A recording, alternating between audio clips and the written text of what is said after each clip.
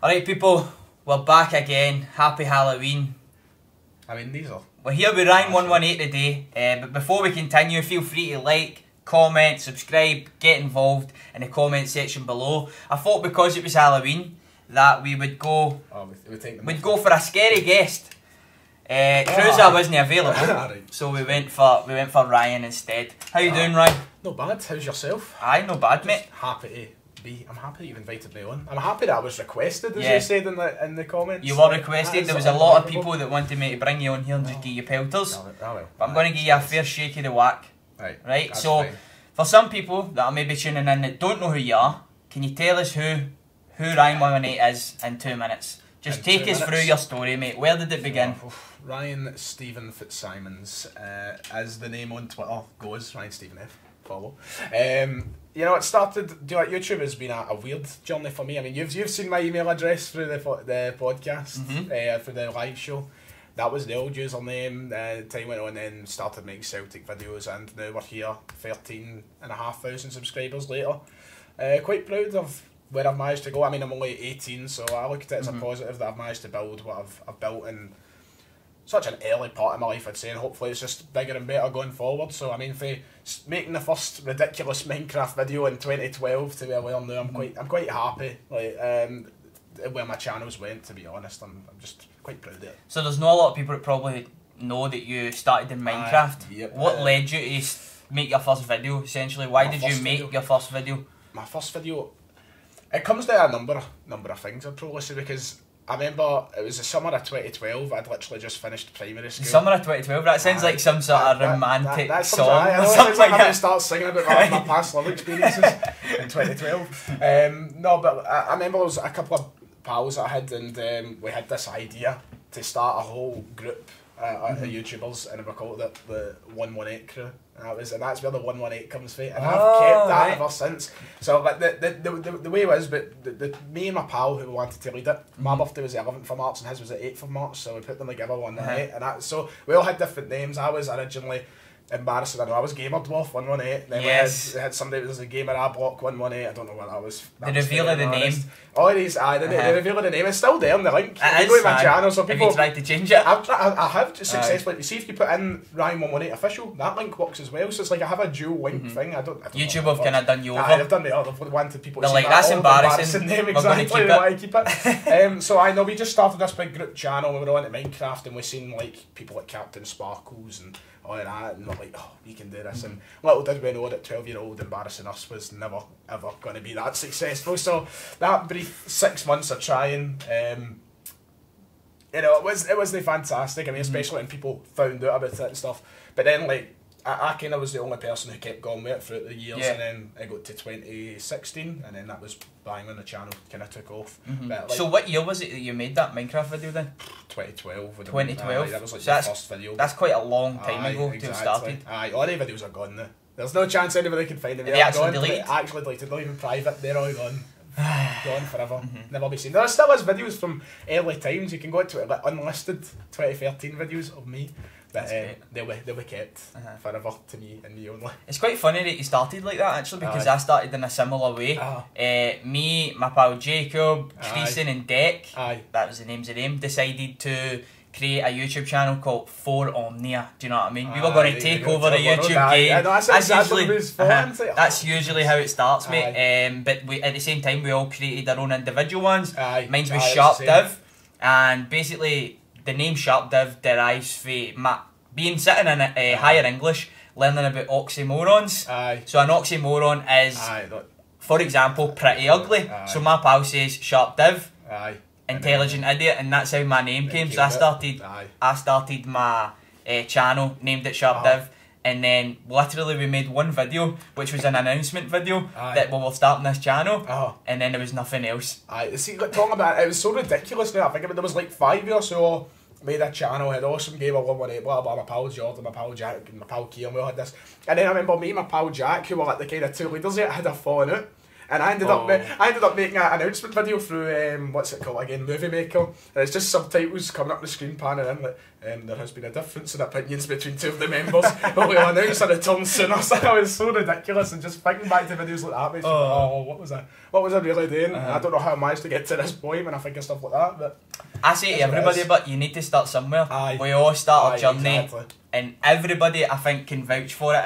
If you've made YouTube videos, if you've put yourself out there, your first video you look back on it and you're like, some videos at least even in the early stages. Even like when I look back to my videos that I made in 2016, when I started taking it seriously and like I started making videos more frequently, I even look at videos for then and I go, Jesus, like, because I remember before I even had, I mean, I've not got anything special now, it's just a wee webcam, but like I would sit and I'd have my phone at the bottom of my keyboard and I'm sitting and I have this ridiculous graphic on the side of my screen and I'm like, whoa. I just look at some of the stuff, I'm like, even then, like, I could have done so much better. I'm looking at it, I'm like, how did I get away with it? Like, sometimes I just think that. Tell us what your content's all about, right? And it was quite interesting what you were saying there. I want to kind of know how it's transformed. So from the point you're talking about until now, what's changed and what kind of content are you making? There's been such a weird shift between all the years. So when I started, it was like Minecraft, PC gaming sort of stuff.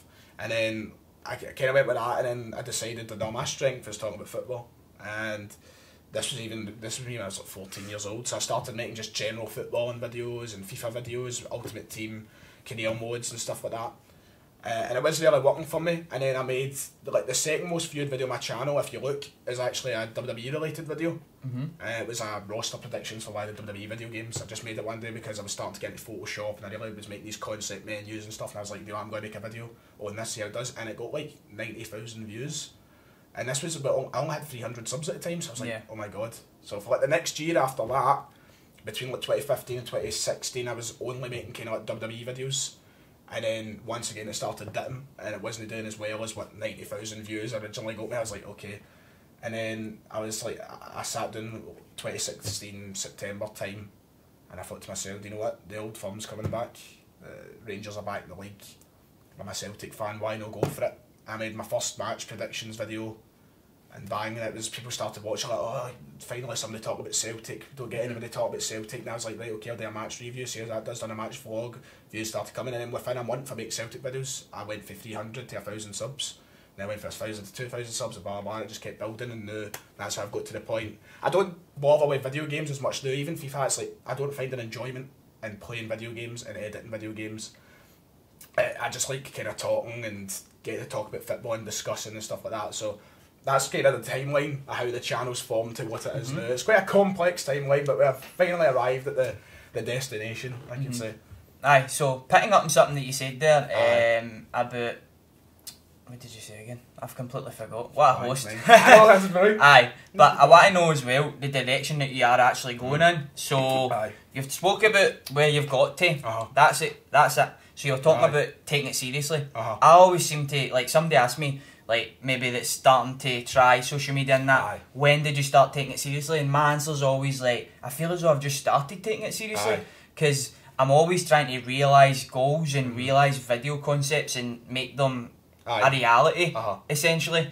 So I'm always at that mindset that I'm just starting, but I wish I was at this stage 2 years ago, 3 years ago, but as I said in the last podcast as well, everybody kind of starts somewhere. Do you know what I mean? Exactly. And if you started 5 years ago, it's kind of just in your head. Do you know what I mean? Like, in the sense that you are where you are. Do you know what I mean? Like, don't wish away whatever. So what direction are you going in? What direction is Ryan 118, the Celtic YouTuber, going in? It's a question. You like even being called a Celtic YouTuber? Because that kind of, when somebody calls me a Rangers YouTuber, I rebel against it. You're like, I'm not, but the thing is with my channel, you look at the general, you know, it's like the general amount of videos I make are majority Celtic, so people could call me a Celtic YouTuber, but the direction that I'd love to go in is be able to just kind of generalise myself as a football YouTuber, a YouTuber, because I want to do other stuff as well. I feel like right now I've just found that kind of niche sort of, like, that's where my starting point is, where I've got to 13,000 subs. I've found that kind of thing, but I want to go somewhere for that. I would love to, there's so many ambitious things. I'd love to be able to sit down one day and have a studio, look around me and have, like, you know, somebody with a camera, lights and stuff like that. But it's like, the point I started taking it seriously, I felt in the summer I was trying to bash out videos all the time, and I was doing my best to find something to talk about, there's points where I had Excel sheets of video every day I was going to make. I remember seeing that. I had stuff sorted all the time, but now that uni has started, and I'm not even going to lie, I've been really kind of disappointed in the way my channels had to go in the last like 2 months. It's really annoyed me, because trying to balance like a university life, a work life, because I've got a part-time job as well, YouTube, and then the fact that you're 18 as well, you know, you've got a social life to throw in there and stuff like that. Like, and you've got a very vibrant one, haven't you? I like having a vibrant social life. So like, I mean, trying to balance all 4 things together, it's made it so difficult. Sometimes you just come in and you're like, I can't be bothered. Like, I finish uni and I'll know I have work at 5 o'clock and I get in at 3 and I'm like, I've got 2 hours, and do I want to spend this 2 hours editing and making a video, or do I want to relax and then go to work? And it's like, sometimes that takes on, that annoys me, and then I get to work and I'm like, why did I not make a video? Why did I not do it? You punish yourself for that. Exactly, and it's like, I'd love to, and I just want to get to that stage where I can get back on a positive train about it, where I can make videos, edit them, put as much effort in them as possible, like at that point, and get momentum.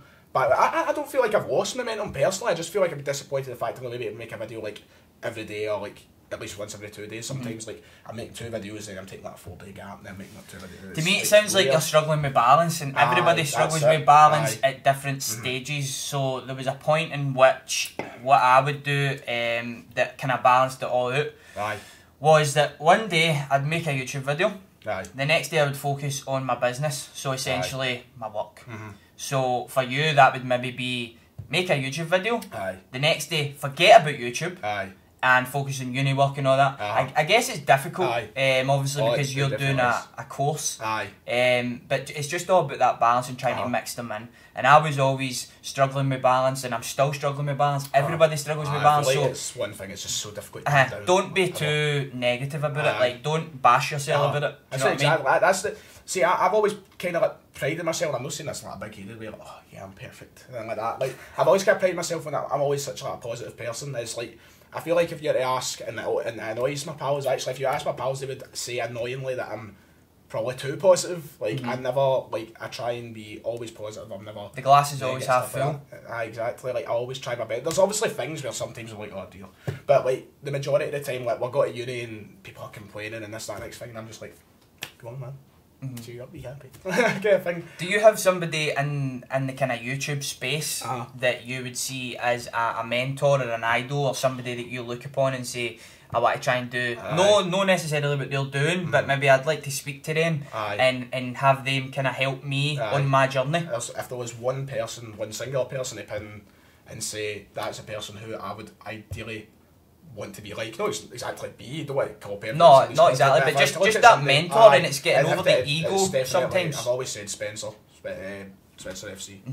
He's actually doing a pickup game the 7th of November. I've been hearing all the stuff like that. I would love to just channel his... I just feel like the way he works and he gets all these opportunities and he deserves them. It's not like he's just handed them, like the way he's worked to get all these opportunities and like the way he's built his channel and the content he makes and the effort he puts into it. It's like, if I had the time and the equipment and stuff to do it, I could just aspire. I just would love to aspire to be like that sort of person. I just feel like it'd be great to have a channel like his kind of thing. Like, that's the one person, if I was to pick anybody, it would have to be him. You say if you've got the time and if you've got the equipment, how are you going to do that?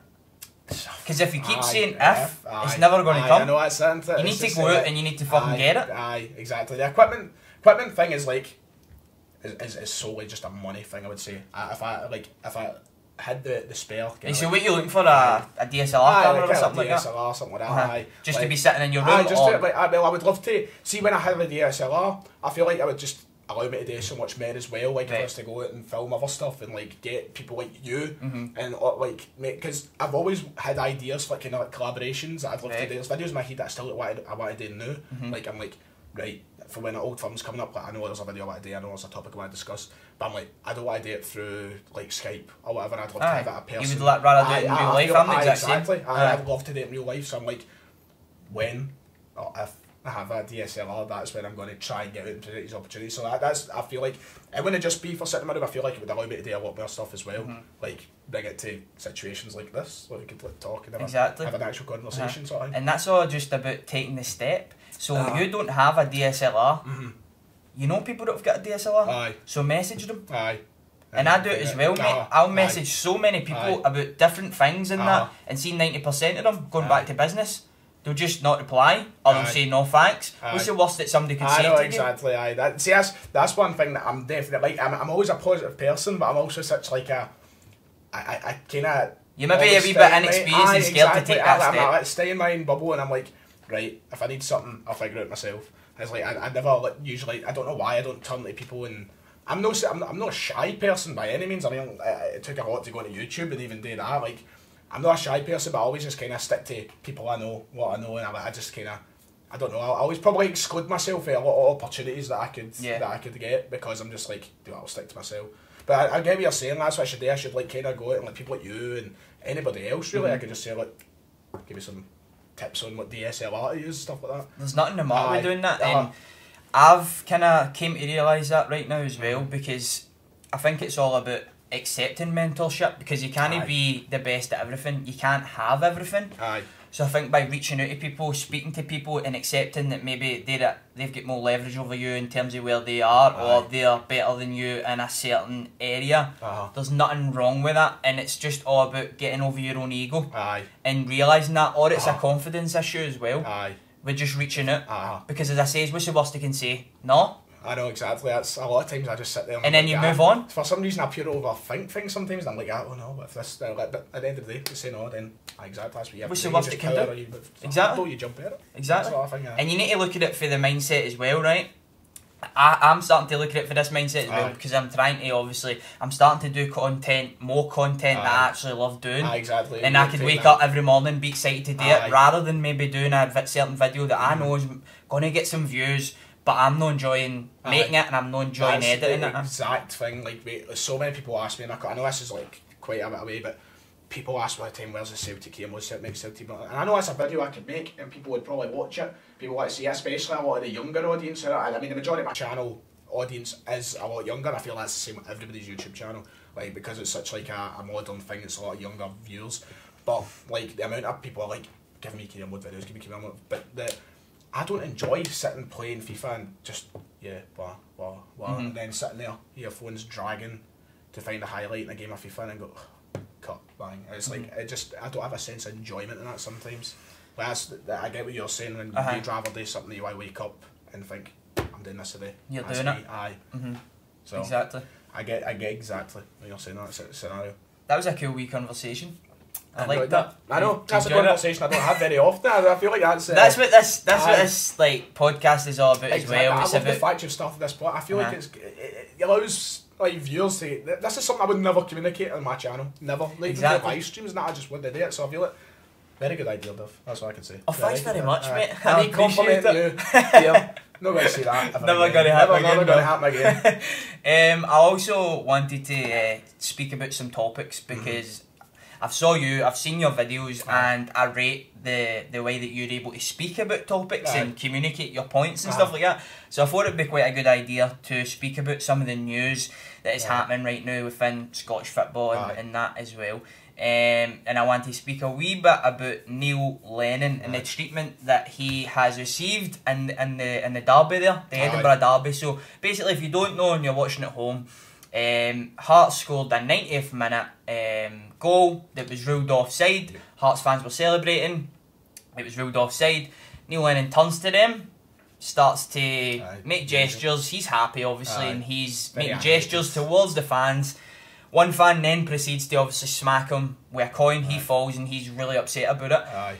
I just wanted to get your opinion on the whole situation, because I know you're a big Neil Lennon fan. I'm a big Neil Lennon fan. But what's your opinions on it? Because I'll give mine. I'll let you go first. Actually, what's your opinions on it? Well, specifically the scenario today with Edinburgh derby is.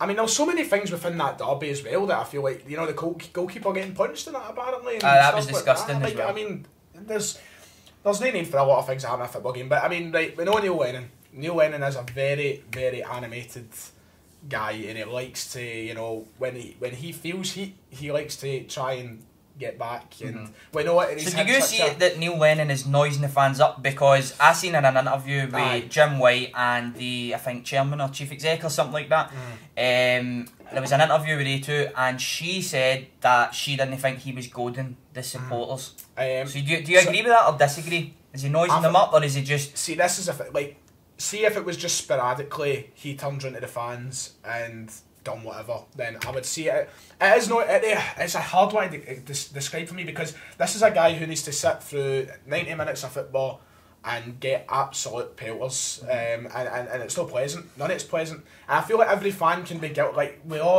everybody gets their share. Chris Boyd gets called fat. Alan McGregor different people get certain stuff. Players get, exactly. Everybody gets done for something. So, but Neil Lennon sits there for 90 minutes, and I feel like sometimes they should just do the right thing and do what a lot of people do, and is just ignore it or whatever. But he's not that sort of character. He's not going. And quite right. Sometimes it's like I can understand people who do not like Neil Lennon, because it'd be easy for me on the other side. I could look at somebody who might be the exact same scenario and do the same thing, and I'd maybe turn and say, no, he's a bampoot. I understand why people might not like Neil Lennon, but I feel like for a guy who has to sit through 90 minutes of sectarianist abuse and everything else and all these threats and that, for him to turn around and maybe have a slight jeer at the fans, I feel like it gets blown so much for him, because I was at the Celtic Kilmarnock game at Rugby Park last month, and Chris Boyd's walking around doing his training regime as he was on the bench this season, and he's getting he gets everything. Everything, and Chris Boyd was getting it back. But BT don't show this, and BT don't, but nobody really cared. Like, no Celtic fan felt the need to scalp him with a coin, and he's just kind of sitting there going and this and that and laughing and all that. But the minute Neil Lennon does it, it's because his character gets blown a wee bit for the guy. I think there's a lot of people that look at it upon, and they look at him, they say, right, you're a professional, so you should be conducting yourself in a professional manner. Him, in my opinion, goading the fans for the outside looking in is quite funny. Do you know what I mean? He's done it at Ibrox as well. But you go mental, see when it's happening to your supporters. Exactly. You take a different view from it, and maybe you're a bit hypocritical in a sense. So when I see him doing it to Hearts, I'm like, that's a bit funny. Do you know what I mean? And you look at it from a completely different point of view. He's a wee bit of a pantomime villain, and the way that he does it, so he's done it against Rangers at running down the touchline, he's done it doing all this, and that's just his character, right? And he's never going to change. He's going to be a manager that is completely emotionally invested in everything, makes comments. I mean, just last week he was saying that they exposed Celtic. Celtic fans could have came out and reacted negatively to that. I didn't see much of it myself. But he's just that type of character, isn't he? It's a guy who's been living in Scotland and so heavily related with Scottish football for 18 years now, and he's not had it easy since day one. The day he made his debut for Celtic. Well, to go through the timeline, right? So he's a Northern Irishman who obviously decided to play for Celtic, and that he's a Catholic. That's his religion. He's made the move to Celtic. He was a captain. He was a fiery player. He was a player that everybody hated for the opposition fans, because he would give it. He would give it a bit. Do you know what I mean? And he would be in people's faces and that. Do you think that it's down to him being a Catholic that he's treated the way he is? Because I'm seeing a lot of stuff coming out saying that's the reason. But I think then when you look through different players that were Catholics that haven't had the same abuse, like your Niall McGinn, he doesn't do the stuff that Neil Lennon does. And he's kind of in a similar viewpoint from him. I think that's exactly it. I think originally, especially, I don't feel like sectarianism and the hatred for religion and that is... Because we're getting into crazy territories here. For him to be singled out for his religion in this sense, that's crazy territories. I feel like it's not as bad now, specifically for that, than what it could have been back, like say, 2000. I feel like originally that could have been an idea and a reason for opposition fans and such to look at him, but I feel like along these 18 years, the way he's been a player, the way he's been so animated, and that it just kind of adds on, and it gives people maybe a reason to think and build a kind of hatred towards the guy. So I feel like originally, you could say it was maybe that was the reason. Maybe it was because he's a Catholic. People were just like, you know what? Let's hate on him. Let's hate on him. But I feel like the way that he's acted in certain scenarios certainly hasn't helped him, and people have just went, no, do what? Fuck him. That sort of thing. So. And in my opinion, that doesn't warrant being hit by a coin. It doesn't warrant a fan running on the pitch trying to attack him, and it doesn't warrant bomb threats and bombs being sent to his door. This is when Neil Lennon turns into the fans and he gives it a ear, anything at all. It gets criticised for every format outlet there is possible. But you got to remember, this is a guy who's generally had bullets sent through his door, he's had bombs sent through his door, he's been terrorised at terraces, and for him to be scalped with a coin just because he's turned around and had a wee bit of a kind of jeer, it's unfair in my eyes, but it's the way some fans are just plain idiots, and there's no denying about that. That's it. There's Celtic fans who are idiots, there's Rangers fans who are idiots. You're always going to get one. There's no need to throw anything at anybody within a game of football. Nah. But he's a guy who gets... He's an easy target, but he doesn't need to sell any favours. That's exactly it. I feel like sometimes he probably could help the scenario, but I mean, did you hear his comments after the game? I thought they were quite funny. I did enjoy it. He's like, I must have plenty of money, it was a £1 coin, or stuff like that. I think he's got a sense of humour around a lot of it, but I can understand his frustrations and why sometimes he feels like he just turns around to the fans and does stuff like that. I can understand, and I sympathise for the guy a lot, because he's had to deal with so much since he's came to Scotland, so much. Something that I've seen as well is an interesting point, and it's the fact that, see when he's done it at Ibrox or that, yes, people have shouted and that, but in my recollection, nobody's actually took it upon themselves to kind of run on the pitch, throw stuff and that.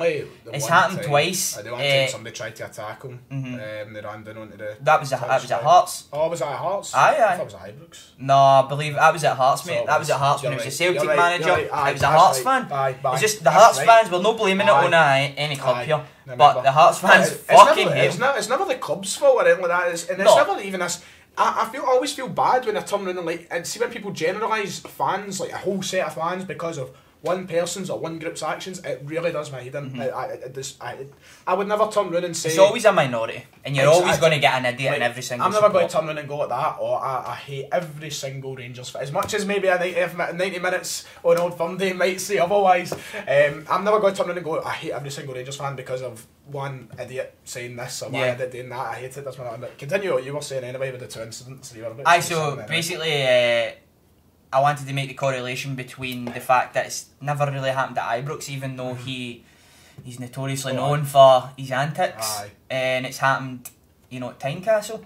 It's quite interesting that, and I think maybe you can't stop. I think you can prevent a fan from running on the pitch and attacking. You can't really prevent a fan from throwing a coin. So I feel sorry for Hearts, and Hearts have come out and said that they don't condone it. But also you touched a wee bit upon the Hibs, the Hearts goalkeeper being punched, which that's crazy in itself as well, and I think it puts a real negative light on Scottish football when these scenes are happening, especially in the wake that there wasn't going to be any English Premiership games on that night, so probably most of the UK had their eyes on the Scottish football. If they were interested in football, they'd been watching Edinburgh Derby, or they'd been watching Celtic and Dundee. So it was quite embarrassing in that sense that this transpired, and which was promising and could have been an absolute epic game, because Hearts and Hibs are in tremendous form. Hearts haven't been in this situation in a long time, if ever. And then look at Hibs. Hibs have just literally 2 years back for spending 3 seasons or 2 seasons in the second division. I mean, it's a really good time for Scottish football on that note. But for all that to transpire, as you said, it's pretty embarrassing. Disappointing and embarrassing, exactly. And it just comes back to, once again, you're going to get idiots who just feel like they need to, I don't know, get a spotlight on them, get some attention. Like, the one thing I always remember, and it sticks in my head, and it's a prime example, and this is me trying to bring it back to equal grounds now and put some blame on a Celtic fan. When we played PSG last year, and the guy ran in the park, and there's no need for that, Mbappe. I mean, I don't... You just can't control certain people. I don't care how drunk you might be, or what you're on, or whatever, I do not care. It's the fact that you missed Mbappe as well. That was the best part, I was pissing myself when I missed him, but the fact that you still... It was the closest to aim they got to Mbappe that night as well. That's very... Maybe that's the point, any PSG player that night. But no, just situations like that, when they feel like they need to do so much for attention, and it backfires on their part, because what they get handed, and even every Celtic fan gave the guy abuse when he's getting carried off the park. Exactly. It's the same for everybody, because it is a minority. But moving on from that, I want to drag it back to you. Growing up in Easterhouse, maybe not everybody knows that. But essentially, I grew up in Castlemilk, so they're pretty similar places, I would say. A lot of the people are similar. a lot of the same kind of social factors in that as well. And I know that if I'd started maybe YouTube when I was less confident and when I was still at school, I'd have been probably absolutely tormented, because it's the mindset essentially of a lot of people in Scotland and in Glasgow and in different areas. So what was that like for you growing up in Easterhouse, and then what was it like for you being a YouTuber at the same time? Well, I mean, we'll go right back. I think, first off, Easterhouse as a place, I personally, I love it. I really do. I love it. I look at it as like I'm for Garfamlock and Easterhouse in the sense that I was spent 90% of my childhood in Easterhouse, for the fact that's where my gran stayed, always with my gran. My mum was always with my gran, so I was in Easterhouse. And then Garfamlock is a stone throw away, it's a scheme beside it, so like that's where my actual lived, that was my house, but 90% of my childhood I was in Easterhouse. I love it as a place. It's just how I always remember being brought up, and it's a place that obviously it gets such a bad rap. It gets a bad rap, it's kind of similar in the sense like a lot of people react the exact same way, so if I was to say to somebody, Castlemilk, that's where I'm from, they would be like, that's exactly. But I'm thinking, at times I've been at uni and I've done that off Easterhouse. And I'm thinking in my head, it's not actually as bad. See, if you grow up in the area and you know the people and you don't associate with certain people that will get you in trouble, you'll be absolutely fine. Exactly. There's not just people running about just causing a ruckus for the sake of it. I've been walking about with pals who are north of Easterhouse, say a few years ago, not so much now we're 18, you know, we can carry ourselves in a more sort of... you just get the chest out. You know, sort of we'll be fine. But, no, like back when I was at 13, I'm meeting all my new pals at secondary, I'm like, we'll walk through Easterhouse to get to the photo. I'm not walking through Easterhouse. I'm like, you're not, nothing's going to happen. Nothing will happen. There's all these documentaries that have been made and this, that, and next time at Easterhouse. I remember watching one of Easterhouse in school. And granted, you do see these scenarios and you do hear stories and stuff, but I feel like it just gets such a... I look at it as a place, and I don't know, like, people have got, that is a horrid, horrid place, and I can understand that people from the outside coming in looking at it and going... Honestly, 95% of the people that grow up, live their full lives in these areas are absolutely awesome people, and some of the best people that you meet. That's exactly it, because everybody, like, my mum, my dad, whatever, if they go to the shops in Easterhouse, they're talking to absolutely everybody, and they're all pals, I know. And it was a great place. So growing up playing football, and I did honestly enjoy growing up there. There's times and you see examples, and I feel like especially when you get to say 14, 15-year-old was the point where you see maybe where this sort of the area does come into play and kind of forming people's lives, because I've seen so many people who I didn't really associate myself with. I think I was kind of... The phone pals. Exactly, the phone. I was pals with a lot of people. I wasn't like I would go out and play football, but in school I was a completely different person. Like, I wouldn't hang about with these people who would take the path, and you know, you see people getting into like alcohol, like very young, and you hear stories about people getting into drugs, and you hear people about stories and fights and this, that, next thing you're like, and maybe that's where the area does come into play. Yeah, and then you can say, right, this is what. But like at the end of the day, I think growing up in that area, sorry to cut you off as well, does really form you as well. It gives you some it gives you some character, and it gives you a bit of backbone, a wee bit of street smart. That's exactly it. There's so many things that, like, I feel like if I didn't grow up in Easterhouse or in Garfamlock, and so many things that I've picked up on that I wouldn't have known if I was to, I don't know, grow up. I can't think of an example. We're not single anywhere else. I'm not a bad person. It's like anywhere, there might be more of them in the areas that we grew up. But in every single area, there's going to be somebody that's an absolute nutcase. Exactly. It's just the way it is. They're always going to find the bad examples of play, and that's what people go like that. I heard this about Easterhouse, blah blah blah. And you're like, right, fair enough, but I can guarantee you, if you went there and spent an hour there, you're going to get no bother. You can walk about every scheme, and you might get one comment from maybe a 15-year-old who thinks they're smart riding their BMX. That's about it. That's all you're going to get. Nobody's going to actually take an action on you that's going to cost you your life or anything like that. I feel like so many people have this idea they're going to go through and automatically get stabbed. You're like, no, it's not going to happen. It's not how it works. It's not going to happen. Like, you're not going to walk into McDonald's and no walk out. that's not how it works.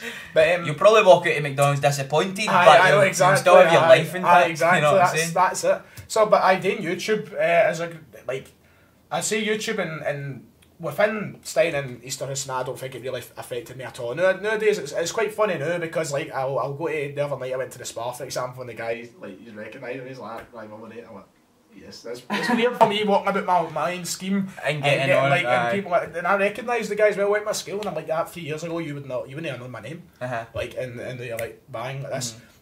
At first though, it was definitely, especially within school, that was such a tough thing to get in eventually.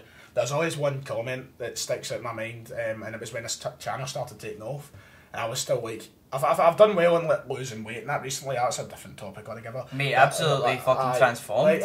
So I remember when I first took off on the channel, and I think I got 1,000 subs. My pal was talking to somebody about it in my class. I'm not mentioning names, because we're not getting bare time. Exactly. And he went like that. She went the last thing to my pal, what kind of videos does he even do? She's like, oh, like vlogs and that. And her comment was, oh, what does he vlog on to KFC, the fat bastard? And see that.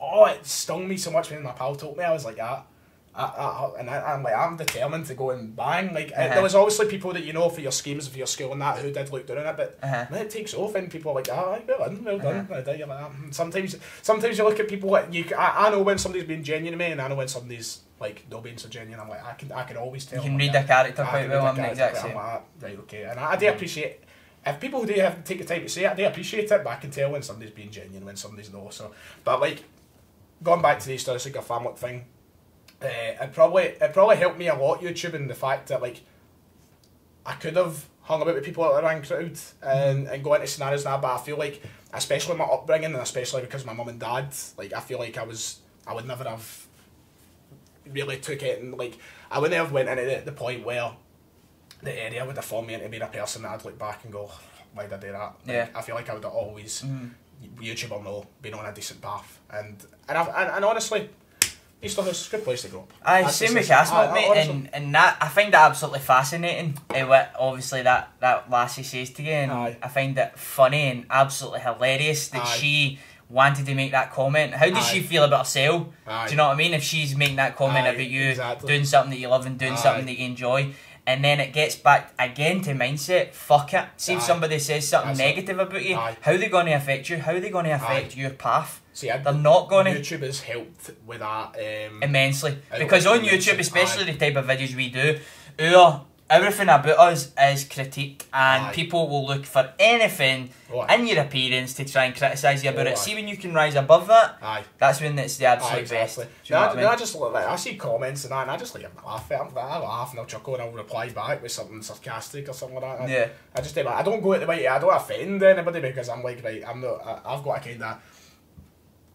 a not a reputation, but I shouldn't be going about and dishing out comments that might reflect badly on me in a few years' time if I was ever to be presented opportunities, like calling people stuff. So I'll just be sarcastic about it and stuff like that. And I honestly love it. And I love that I've been able to develop that mindset, the fuck it mindset now. Because honestly, before YouTube, I'd never had that mindset.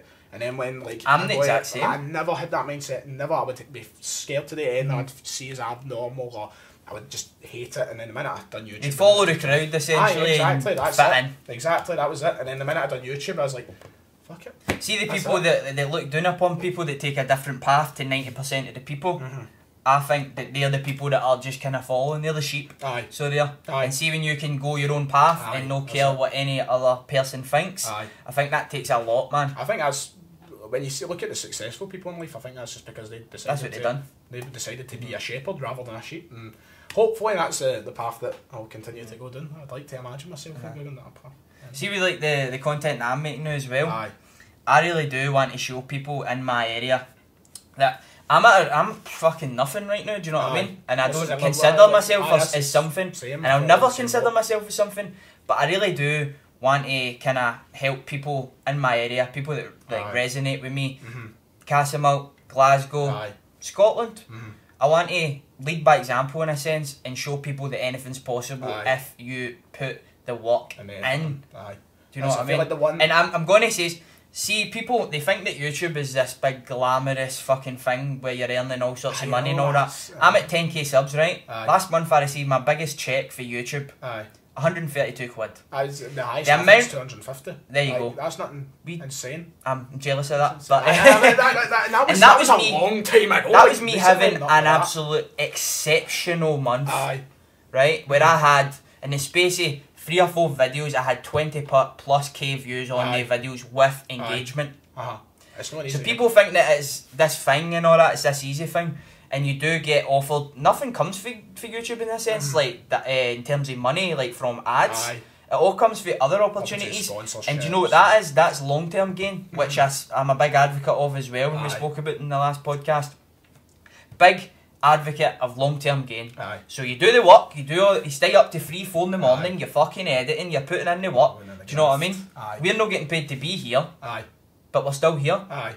Like that's like there's so I feel like so many people just look at the prime examples of somebody like Jake Paul who does zero, he's like editing work and that, and just look at his life and look at his house, look at his cars. But even him though, I do respect the grind because he started somewhere. That's exactly it. But I feel like I'm not disrespecting him. I just feel like so many people look at his present situation and go, that's what every YouTuber. They associate it with that. Especially somebody who probably is older than, say, our kind of age bracket. I feel like maybe when you get to I don't feel like people above the age of like maybe 30 and 40 actually understand like how much it does take to do something like this. Yeah. And how much work it does. Definitely don't understand that. Because like when I've said they can be any age, then they don't understand. Aye, exactly. Because see the first question, like if any of my teachers, see when my teachers started finding out in school that I'd done YouTube, any of them who weren't young, the first question they ask, because the only thing they know about YouTube is like people like Jake Paul and the money they get. The only thing they ask is, do you make a lot of money for it?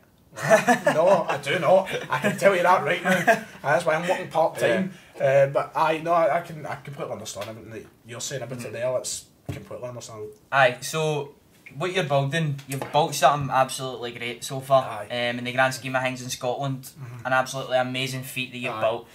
What career opportunities are you looking to gain? Have you had a thought about that from YouTube? I just feel like this has helped me a lot in the sense, like my dream job, and I've said it time and time again, and I'll stick to it. And it's hard, and there's many people that can turn into me and go, do you know how difficult that is to get into? Do you know you're probably not going to get that? There's many times that people always say to me, I will work towards it, I want to do it, and I will try and make sure that I can do it. As I want to be like a commentator or a journalist or like a broadcast journalist, and I just want to do it, and I feel like this has helped me, and I've been opportunities like I've had emails for like people at the BBC and stuff like that, and I'm like, I look at it and go, this is only positive. This is stuff that will help me. And then obviously my university degree is obviously along the kind of lines as well. I get into I can that'll help as well. So like I feel like this is a real stepping stone. I want to do that, and that's what I'm going to try my best to do. Like I look at somebody like Derek Gray. He's my like career idol. He's the guy I want to be. Derek Gray. I just love. I just want to be him.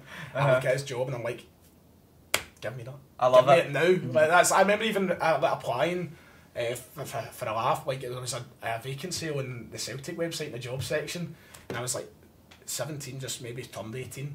I was like, do you know what? It was something to do with like behind the scenes at Celtic TV. Yeah. And all this stuff, I was like, I can do all of that. For a laugh, I'll apply. I never got a reply, mind you, and I understandably so. They were probably looking for somebody with a degree, with experience and that, so I can understand. I think that's a problem in a sense as well. They're always looking for people with the degrees that have went through the 4 year and stuff like that, and they've not really learned. Aye.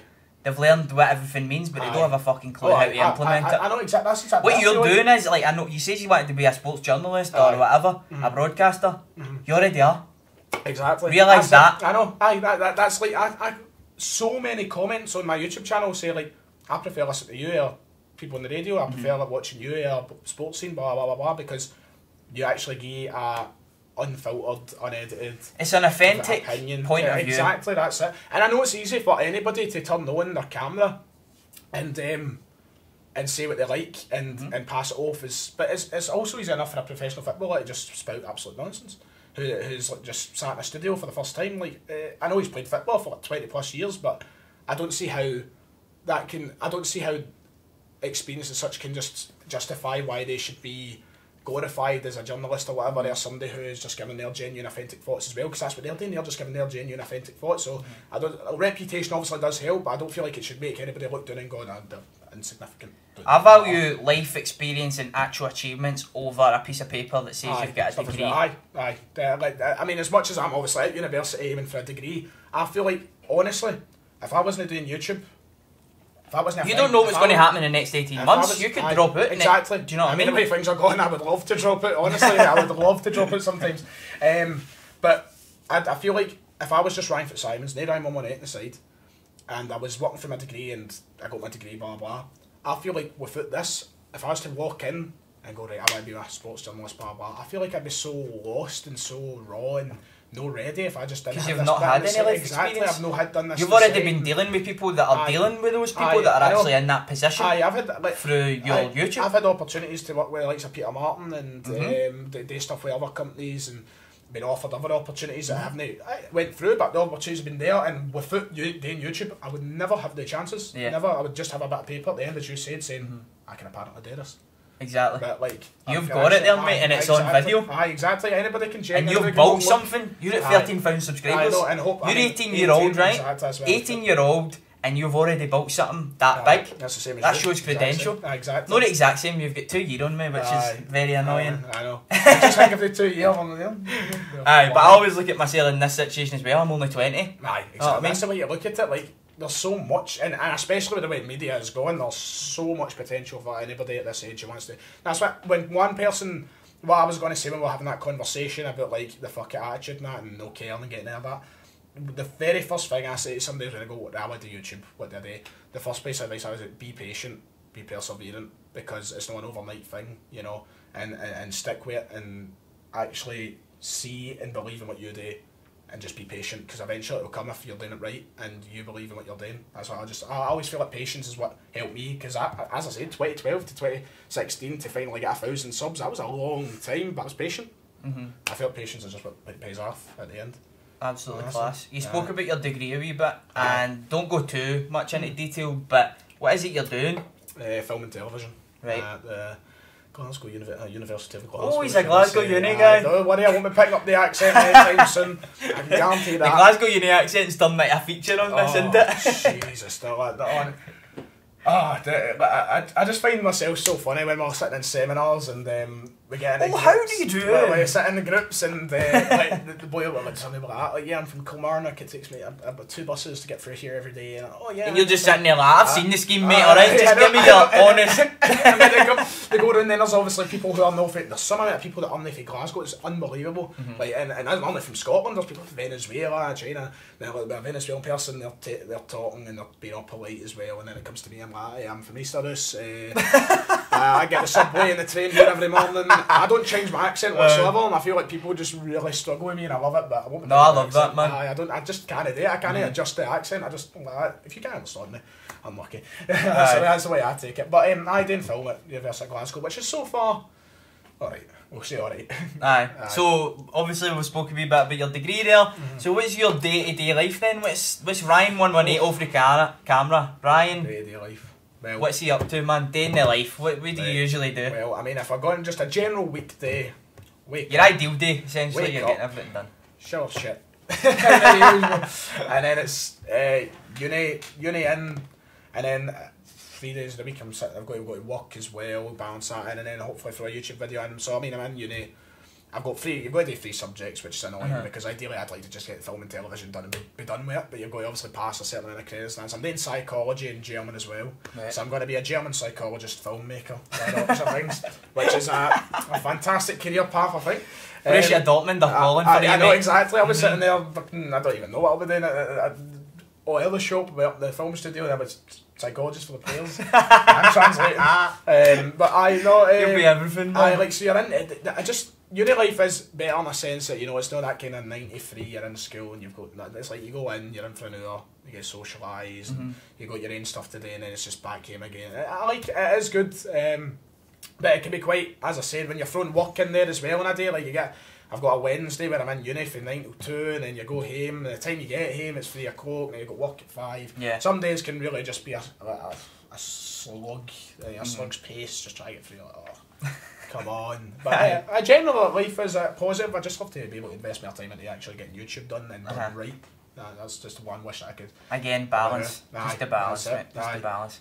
I want to talk about another topic, right? And moving on to... It's a topic that I'm looking into a lot right now, and it's basically Scotland. Scotland's failing since 1998. What's gone wrong, mate? What do you think's gone wrong?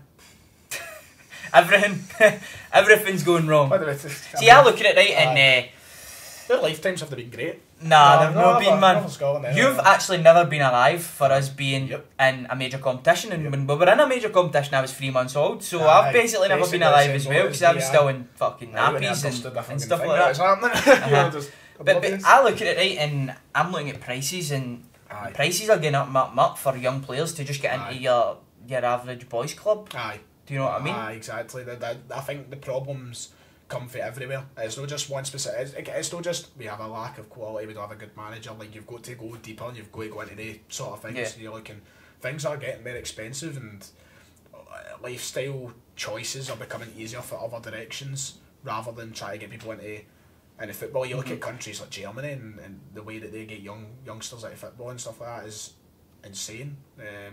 Like, such a opportunities presented for everywhere and for no expensive cost and that. And then, like here, and as you said, to get into a boys club, it's like, it's difficult.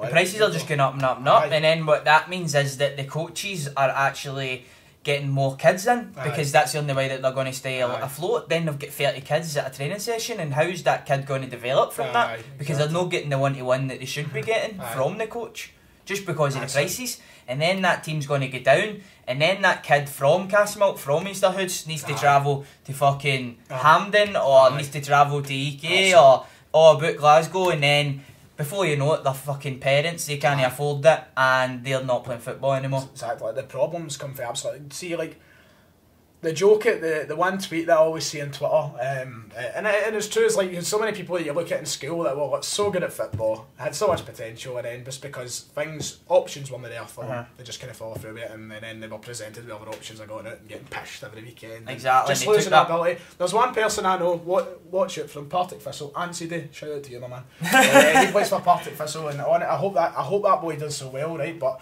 like, I would just love to be able to say that there's so many people that could do our country proud, but nobody's getting offered the opportunity, and then the problems from top to bottom, just within everything, the Scottish football, the SFA, everything, it's kind of restricted the whole country from making any sort of progress. I feel like now is the best time we've had a national team.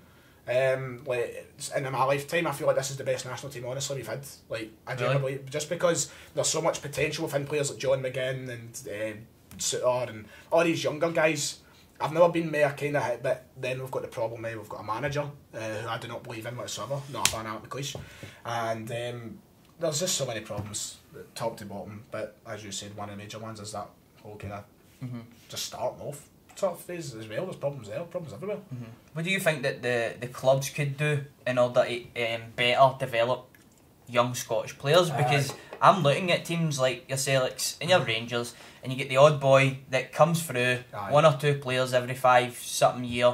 But then see, when you look at the pro youth setup all through the age groups, and you look at those two clubs, we're beating good academies, abroad academies. We're beating some of the best. We're getting good games. Hamilton this week, like last week, where they were doing in the youth league, and that's Hamilton. That's exactly. Not a big club by any means. I mean, their professional team hasn't even got a grass pitch, and yet in the youth league, they're marvellous. So it must be somewhere along the line, and there's an opportunity. And I go back to the boy for Castlemilk, the Celtic player, Calvin Miller, and he actually got awarded the best player in the world at his age group. I don't know if you were aware of that. I'm not hearing about that. No, I remember. Quite an achievement.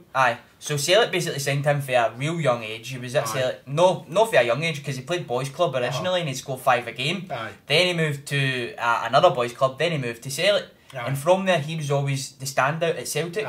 Right, and then he gets to a certain level, and he just seems to be completely out the picture.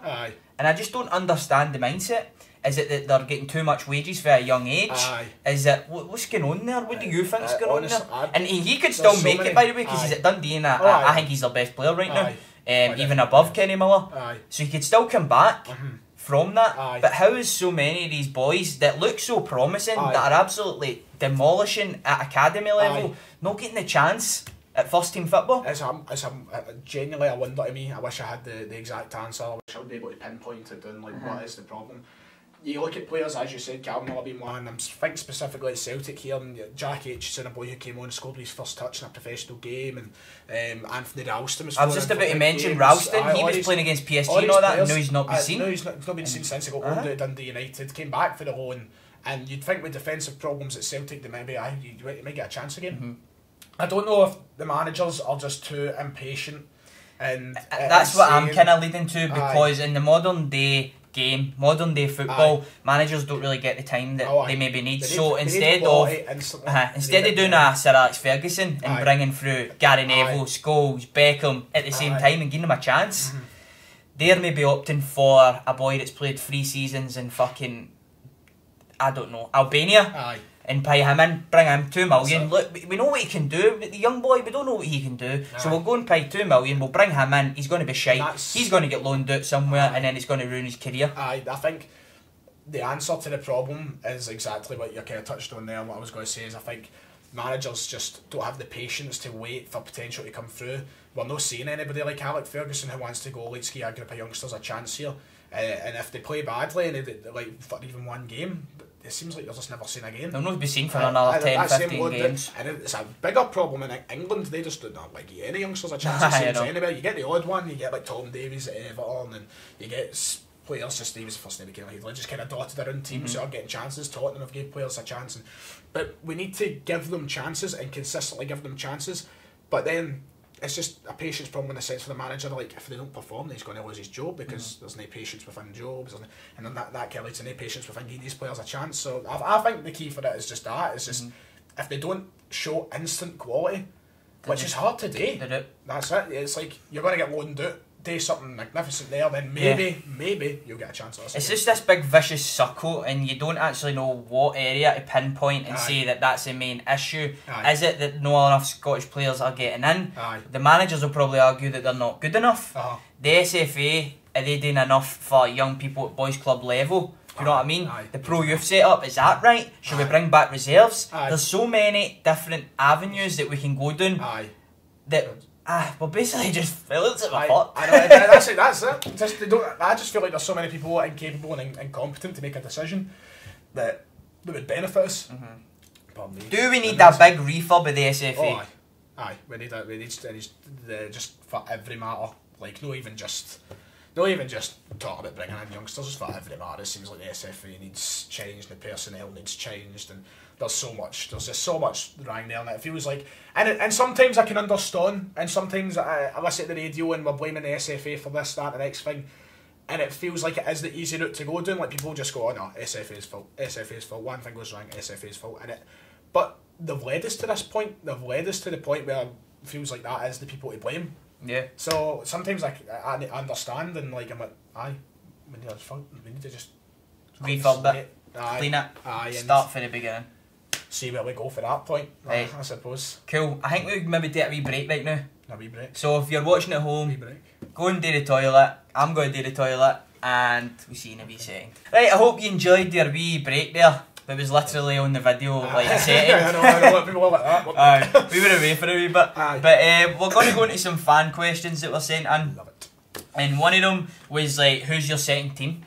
So let's talk about that. Who's your second team? Dortmund. Borussia Dortmund. I'm also a Man United guy as well. My dad's a United fan. He's always liked United. And growing up, it was brilliant watching Manchester United. Alec Ferguson is my hero. Always has been, always will be. What a man. Wrote an essay on him and everything. Honestly, I had to write an essay. That'll be at the top of his list of achievements. With anybody, who would it be? Alex, I rang my money at dinner. On the phone. No, but Dortmund, over the last few years, has been a team who I became extremely attracted to in the sense to watch them play football, and their fans are fantastic. And it really started, the year that I started really getting into liking Dortmund was 2012-13, got to the Champions League final, and Jurgen Klopp, it was like, I never watched any foreign football until, say, that year. I just watched Scotland and England. And when I watched his whole Gegenpress and everything, it was so different. It's so different watching it, and watching that whole league in general. I became such a Bundesliga fan over the last few years. It just felt different, and it felt better. I love German football. I feel like it's a country that gives the players a chance, the youngsters a chance. It's a fantastic country for football. But Dortmund's the second team. Players like Marco Reus are just too hard to not love. I know, so they're actually my second team as well, Borussia Dortmund, as you know, and I went over there and seen the stadium. We should go to a game. In the new year, let's go to a game. We'll make it happen. We'll go to a game. I'd love to see it. In the flesh. But we were actually just talking about, just before we went off and off camera, about young players not getting a chance. Sancho at Borussia Dortmund is doing bits right now.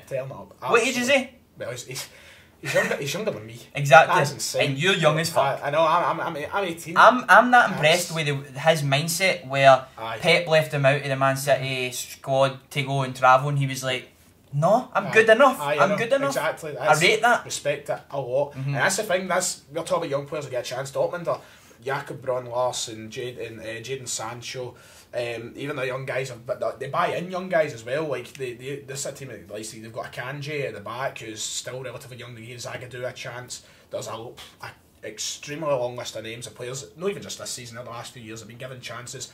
And been given chances consistently. Consistently. The Glasgow Uni accent was trying to jump in there, and then your accent was fighting it. Battling it. Fuck you. No, but all these young players consistently given a chance, because there's been so many times I've sat down and watched a Dortmund game, and there's Zagadou is a player who I'm not a big fan of Zagadou, honestly. So I've seen him play bad games and like that, but he consistently is given a chance because they want to believe in him, they want to give him a chance. And a player like Jadon Sancho, seen him play so well and get so many chances, it's not just a benefit for Dortmund, it's a benefit for England, for the fact that he will be massive for them, and that's what we need. We need people like that. We need opportunities like that. That's what we need Scotland to do. That's what we need our biggest teams to do. We need to give them a good opportunity. It's been great to see Glenn Middleton kind of make the impact in our first team squad. That's been class to see that. And you've got Tierney coming through. Do you know what I mean? There is some. We need to see more of it though. We need to see more of it. John McGinn, and we need to see it across the board. Exactly. Do you know what I mean? See it everywhere. So it's great Dortmund, great getting the young guys a chance, and this season have been exceptionally good so far, so very happy with how things are going. Yeah, they've been brilliant. Another question that we got was, where's the mattress? I'll give you some context. Me, Ryan and CJ do a show called the SPFL Show, where we speak about all things in the Scottish Premiership. And Ryan, do you want to give him a wee backstory of the mattress? Well, basically, the bedroom door was incapable of working for a while, and to block out the background of my man and dad walking up into the toilet and stuff, and to block their privacy and such, I decided to block the door with a mattress. Yeah. Which is now gone. It's been sold and somebody else is using that mattress. So if you have my mattress, enjoy. So there, that question is answered. We'll ask one more question, and I think it's quite an interesting question. It's about Celtic. Typically in the last, 3-4 years, when Scott Brown's played for Celtic, they have been the better team. Do you know what I mean? Like, he just brings something to them. This is probably the first time where Brown's not been in the team, and Celtic are absolutely flying. So it leads on to the question, who's going to captain next after him? I think that's quite an obvious answer. But when is it going to happen? Do you know what I mean? When is Brown not? Because I think if you are consistently winning leagues in that he'll stay at the club. But will he be featuring? What do you think? Watching, obviously a Celtic fan, what's happening with Brown? Scott Brown is a player who, in my lifetime, I don't know if I'll respect a Celtic player more, and in the sense that he has been a magnificent captain. He has led us to so much. He's a player who's had so much quality as well. 2 great seasons specifically was his first season and last season. So like, from start to finish, he has just been a tremendous player. Obviously that kind of year where he was under Ronnie Dyer and he struggled with injuries, and it wasn't as great. I've watched a lot of interviews on it, but it seemed to me like he was overtrained in that situation. Like he was too skinny, he was too worked, and he needs to have, he's not in bad shape, the guy, but he needs to have a wee bit of beef. He doesn't have a wee bit of fat, he doesn't need to be like super lean. He's in the middle of the park and he's an aggressive player, I like getting amongst it. But Brown, I think this could be the transition for all we know. It depends how Brendan Rodgers looks at it. This could be the point where he goes, right Scott, you're still the captain of the club, but you're not going to feature regularly. This could be it, because we've seen how we've played. Personally, I don't want that to happen yet, because I feel like it would be unfair on a guy who has committed so much to Celtic and been such a great leader. I feel like though eventually, will he be the captain come 10 in a row?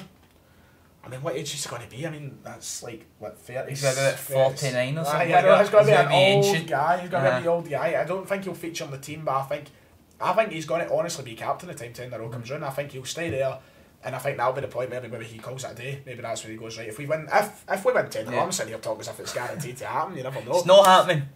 Alright. You just said you never know.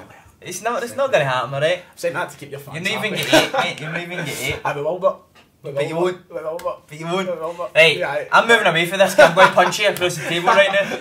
But you've completely made me lose my train of thought there. Completely. Aye, see that all that 10 talk, mate, honestly. We'll talk about Brown. We'll talk about Brown and that. I was having a conversation with my mate yesterday, and since we're talking about different topics and that, and then we're getting a bit personal as well, this one was something that me and him were speaking about last night in the motor after the gym. Aye. It was very romantic. Oh. No, and it's just about Scott Brown reminded me of it. Scott Brown's a player who all he knows is football, right? You see him in the challenge videos and that, and he's an idiot, and I don't mean that in a bad way. Just that he knows football. He's a football player, and that's it. He's went into coaching, which is a great kind of avenue to go down for professional football players. But I think, on the flip side, you look at a guy like Lee Griffiths, and we're no flinging him under the bus or anything like that, but he goes through where he looks at a lot of mental demons, gambling being one that's been put out there. I want to know your opinion on what Scottish football, or football in general, should be doing to help retired players when it comes to it, because they're used to getting 25, you're at the top level like a Griffiths, he's used to getting probably like 25 grand a week, right? He's able to gamble, and it's advocated, it's like validified essentially within the Scottish game, because there's sponsors everywhere. I think personally that there should be something in place to help these players. See, once the money goes, they should have an avenue to go down. If that's coaching, if that's just getting back into doing another job and creating their own business or something like that, I think there should be something in place from the SFA to help. What's your opinions on all the gambling side, and what could we do to help that and help retired players? The thing is that it's difficult. You can help a lot of people, and you can put as much help in there as you like, but there's always going to be problems with specific individuals, whoever it may be, that could lead them down routes that make them gamble and make them spend money on alcohol and all this, that, next thing. I think there can be a lot of help put there, as you said, these opportunities to get them into coaching. But at the end of the day, you're still going to get players that are going to turn and go, no, I don't want to be a coach. I don't want to do this, I want to enjoy my retirement. I just want to sit down, and they're still going to get down that path. So it's a thing there should be more there to encourage something productive. It doesn't need to be coaching. And as I say, it could be just to go down another avenue. It could be even in the sense of, right, you're a professional football player, you're an asset to us, but see, when you stop being an asset, we're just going to fucking ditch you, and we're just going to forget about you. And you see it in the army as well, guys that go and they fight for their country, and they give everything for their country, they're willing to die for their country. When they leave, it's almost like they're forgotten about. In my opinion, maybe there should be, and it comes down to money as well, because everybody's fucking money hungry. I think there should be something in place where an ex-footballer, and it goes across the board into everything essentially, but maybe just an establishment in which that footballer goes and speaks to somebody once a month. And they tell them, you know what I mean? They talk to them. Psychologist essentially, a therapist, just a mentor, somebody to speak about, somebody that they can talk about their problems to and help them. Because we're seeing it a lot, and we're seeing a lot of football players completely just go right off them. Because they're used to, as I say, getting 25 grand in their bank, and then when they're not getting that, they're still spending that money. But it's just going down, and it's going down, and then that leads to mental health issues, it leads to different things. It can and it's so great as well in the year 2018 where everything is on social media, absolutely everything is there to be critiqued by not just journalists and that, but by everybody. I mean, it must be demoralising when you're constantly seeing people, like, in situations like somebody like Paul Gascoigne, who just gets absolute pelters sometimes. And must not help with anybody's mental state. And he's a guy that's came through an absolute miraculous journey in the last 2 years. He's managed to beat what he's doing, and he's fighting against it every single day. Do you know what I mean? Exactly. And he's obviously somebody that could be critiqued. But I would argue, we'll go back to what we're speaking about, but I would argue like that social media is just exposed humanity. Because no doubt about that. Yeah, all this stuff was getting said without social media. The person just wasn't able to hear it. That person just didn't have a voice. But now they've got a voice, everybody's got a voice, and they're able to... Everybody's got a voice and everybody's able to hear it. Exactly. It's just... And it's a real interesting conversation, that. And how you deal with it. See, I look at social media as a game. I don't look at it as real life. It's really interesting. See, if I'm taking comments from people offline, into my real life, into my real world, that's when I'm losing. I treat it as a game, in a process, gaining followers, gaining stuff, gain value, entertainment, all that sort of stuff. I see it as a game. Do you know what I mean? And then I think that's a good way to distinguish the difference. There's a point where you look at, I know people in, like personally, and I look at people that take stuff far too literal for social media, and it lets it get to their heads, and that's not the next thing, and it really, mental states can go anywhere because of social media. But you've got to look at it, and I think sometimes you just got to realise that there's idiots on the other end, and you've got to be able to try and get it. Like the way you see you look at it is a very decent mindset, I would say. Aye, I would advise a lot of people to look at it in that sense, because I've fell down the rabbit hole as well of taking stuff offline, and then it affects your relationships with people, it affects your mood, it can affect your mental health and how you feel about yourself and that. Because obviously see a comment, you can say, even though I'm at the point now where as I said, we spoke about that earlier, it was one of the things we touched on, I'm like, if I see a comment on YouTube video, I don't care, I'll be sarcastic back, but you still obviously do get the one or two things you're like, right, fair play, like, especially on like stuff like Twitter, you're like, okay, but I mean, if I bring it back to that whole footballer scenario, I don't think that social media has been handy in a lot of for players with personal issues and that, for a lot of reasons. But need opportunities to do it. Like, as you say, coaching and that. Why not? Let's set something up for these guys and make sure we don't see, because it's a shame to watch people who are held in such high esteem and are actual heroes to people. Like, people worship guys like Paul Gascoigne, and to see them go down paths like that is heartbreaking. It's devastating. It really must discourage a lot of people to try and like still support them as well, which is never great. So need something. Definitely, man. And I look at different examples of footballers. Like we obviously spoke about Griffiths, and he might not go down that route, but you know, he's suffering with some problems right now. And at the end of the day, these players are human as well. Exactly. And they've got problems. That's the one thing that anybody with any sort of fame to their name, footballer or no, sometimes people just forget they've got, like, you know, human qualities, and they're just human. They just think they're robotic, and because they've got money, they're not always happy. I feel like that's just the... No, that's a stereotype that just needs to die. Exactly. It needs to die. It doesn't matter how much money you've got. It could take anything. It could take a family member passing just for your complete mind state to change. Exactly. Do you know what I'm saying? Well, like, money's not and knowing that for like we've all experienced. I know I have certainly experienced like family members passing away, and it has like destroyed everything. And that's because we're human. And no amount of money is going to change that whatsoever, no matter who you are. So I don't know why people always just assume, like, you see somebody hard, like, somebody famous, could be anybody, could be Ariana Grande, for God's sake, they post something like, oh, struggling, blah, blah, sorry, I love you all. And you still get people commenting, like, why are you not making music, or why are you not exactly. Like that. They're human. Allow them the opportunity to fucking breathe as well, like, you know. I feel as though we're at a time, though, where mental health is getting spoken about a whole lot more, and I think I've spoken about it in every podcast so far, because a lot of things are just leading back to it right now, and everybody's talking about it, and I think that that's a good way to overcome it, to actually speak up about it. And I was watching, to go back to Spencer, I was watching one of his videos, and he's obviously doing the whole Movember causing that, and it turned out that was it 1 in 3 out of 4 suicides are men or something like that. And I think that by more people speaking about it, men in particular as well, coming out and talking about how they're feeling, it's only going to help. And see when like people maybe like an Ariana Grande comes out and says, listen, I suffer for stuff as well, I think that's going to help people, rather than some people like shouting at her like fucking money, blah blah blah.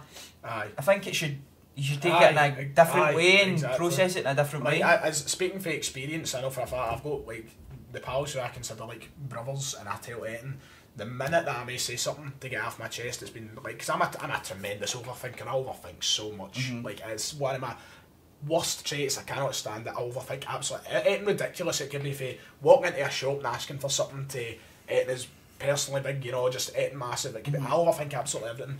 And like when I actually speak to somebody about it changes it. It's like, it makes the situation just a whole, it does, honestly. And like, a lot of people, I think, look at it in a way like, I don't want to speak out because blah blah blah. To not worry about it is the best thing to do. That's honestly just the only way I can sum it up, because it helps so much. It does help so much, and I know it's easy to say that. It's easy for people to pop a tweet and say it helps so much. Believe me, but honestly, it does. It really does. It does, mate. It does. And that's pretty much it, mate. I think we've spoken about everything that I've wrote down. Fantastic. We've touched on the man himself, Ryan 118. Yep. anything else you would like to speak about, mate? It's on the back, but I don't think the cameras are in position to get my back in. Exactly. Anything else, I don't know. Maybe we can talk a wee bit about the charity match that we've done. Since we're on the note of mental health, we obviously raised money for Sam H. Fantastic stuff. Yep, raised well over $3,000. Half of that went to Sam H, half of that went to Stenhouse Muir Community Trust, who are also helping people with mental health issues to get back into football. So what a tremendous thing to do, what a tremendous thing for, you know, Scottish YouTubers to do and use a platform for good, which you'll not see anywhere in the papers. I know. Do you know what I mean? I won't see anywhere. But what was that like for you? What was the experience like? As much as I got the reputation for being the one missing training and all that, like, obviously I only made it to like 4 or 5. Because you were making your bed. Because I was making my bed. You had a driving lesson. And DOMS. Daily Dawn set muscle soreness. Yep. If you're walking up the stairs. It wasn't if I walking up the stairs. It was my first ever day at the gym actually that day. Fair play, really. There you go, nice. Thanks, so there you go. No, like honestly, the whole day I never expected it to be as good as what it was. I knew it was going to be good. I'm not saying I was good. I didn't wake up in the morning and go, fuck's sake, charity game. I didn't do that. I woke up and I was excited for it, but see when the day finished and I got home, I was like, that's fucking brilliant.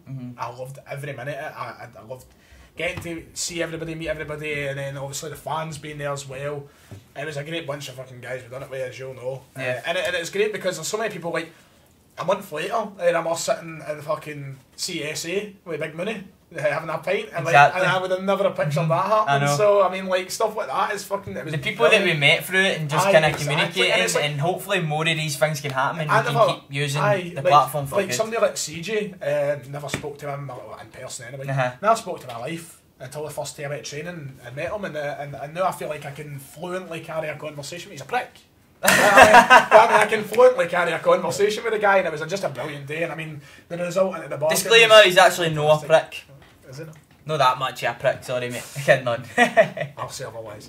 No, but I know, and the result at the bargain was fantastic. So that was a fantastic day, and it was for a good cause at the end of the day as well. So can't complain about. What was like the standout moment for you in that match, or just in the full day in general? The easy thing to say is obviously CJ getting murdered. that was lovely.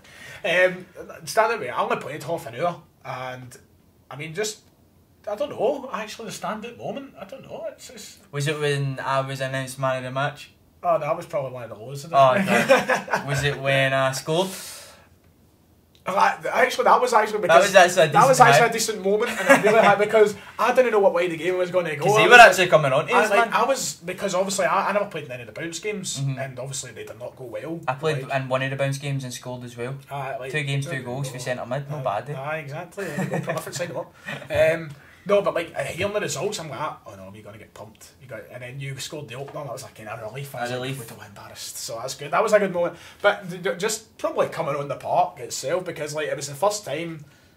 I feel like a lot of the guys had experience in playing like 11s. Yeah. And for me, this was like playing like a stupid wee game in P4 and 5 and stuff like that. This is the first time I done it in kind of proper like this, and I was like. And it was the same for a lot of the boys. It was absolutely tremendous. It was definitely my favourite match that I've kind of took part in. But I've played a lot of 11s football in that myself. But that was definitely the highlight of anything I've did in football. In terms of me playing. Just at half time, man. I mean, there's not much for me to pick for. I mean, like that would definitely. It was probably my highlight then, other than that. I scored a hat-trick once against Celtic Boys Club. For centre mid.